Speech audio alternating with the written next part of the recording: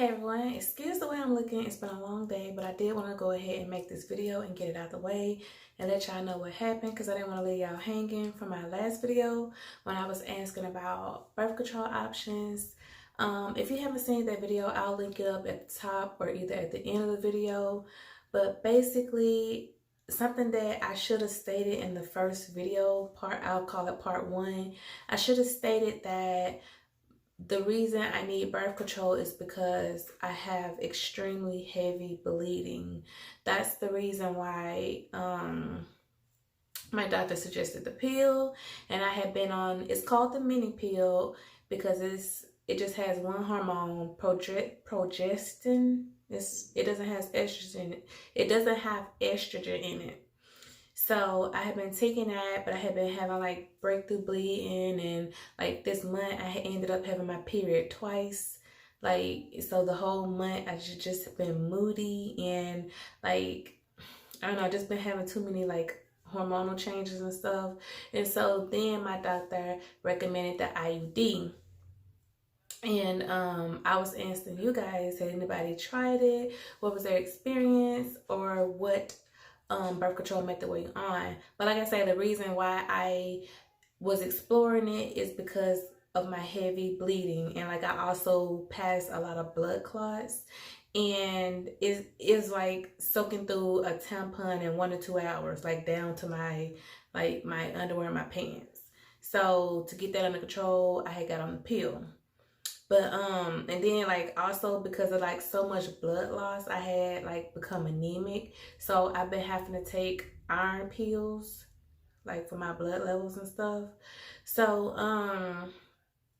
I should have mentioned that in the first video because a lot of people was like, just use condoms, but like the condoms not gonna help with my bleeding, like the issue that I'm trying to do with the bleeding or whatever, like listen. And then the another reason she recommended the IUD was because she said a lot of women eventually either just don't have a period with the IUD, or they just like maybe a super light period or spotting. So that's why I was considering it. But after asking you guys your opinions and your comments, first of all, thank y'all for coming through. Like, so many of y'all came through. Everybody who left a comments, thank you so much. I went and I read every single comment, and I hearted every single comment that I read. And I really appreciate those of you who commented instead of just watching to see what I was talking about, and then, you know what I'm saying? Like, I really appreciate those of you who took the time to comment and leave me real advice. I appreciate each and every one of you. Now, with that being said, let me fast forward because I know y'all like, so what did you decide to do, girl? What did you do? What did you do? I hear one of my kids coming upstairs. Hold on. Okay, so anyways, I decided, I thought about it and thought about it, and I talked to my fiance, and we talked about it. I said, you know what?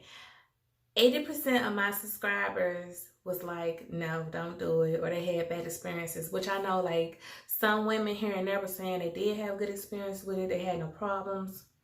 But it was like, even just throughout the whole internet and YouTube, like I know a lot of people leave bad reviews about stuff on the internet, but like that's why I reached out to y'all, because I know y'all was gonna steer me right. And it was like 80% of y'all was like, no, don't do it. You know, and y'all had recommended something else. A lot of y'all had recommended that arm implant, and I had never actually heard of that before, so I'll be sure to ask my doctor about that, because she didn't even recommend nothing like that to me. Like, I had to go and Google it, like so many of y'all was like recommending it, and I was like, what is that? So I'm gonna ask her about that actually and explore that option. But anyways, okay, my bad, I got sidetracked. So bottom line, I called this morning and I canceled my appointment. I literally thought about it and thought about it and thought about it. And one thing that I didn't tell y'all, let me tell y'all something real quick that I also didn't tell you in the first video. I actually had an appointment last month to get the IUD inserted. And I went, we had started the procedure. And my doctor, my OBGYN, she was like, it was just taking a little longer than I I was like, you know, it was just kind of weird because it was taking a long time. And then she was like, okay, we're going to stop the procedure now because I just don't feel comfortable going any further. And when she said that, I was like, what is she talking about? Bottom line was, she said that she couldn't get the IUD all the way in, like however many centimeters she needed to get it in. She said that there was something stopping the IUD from going all the way in, and she's done hundreds of IUDs. She's not a new doctor or anything like that.